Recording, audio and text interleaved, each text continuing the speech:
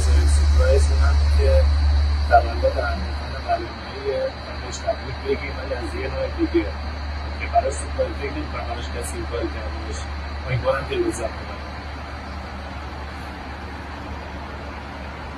سلام، خسته نباشید. سلام، خسته نباشید مسافرین عزیز.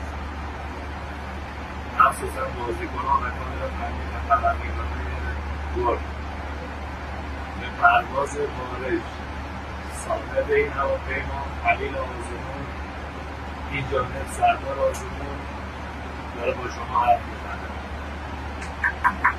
شاکریم در حال رفته خدا. آقا ما یه سورپرایز داریم.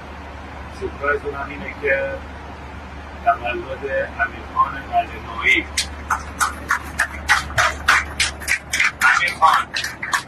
امیدوارم از بزرگان یه بار تعریف کنید ایشانده که امسال سالی پر از آرامش برات و سالی پر از تعریف از بزرگای تیم ملی. امیدوارم که 120 سال زنده باشی. این از من از نمایندگی تمام بازیکنان دارم حرف میزنم و این کاملا هماهنگ شده بود و با آقای پیلاس سوال میدم که ما اجازه داد که بیام حرف بزنم. دمت گرم و انشالله که 120 سال زنده باشی و بتونیم توی جانی بهترین نتیجه رو بگیریم و موفق باشیم. چاکرم. علی بیرانوند علی بیرانوند علی بیرانوند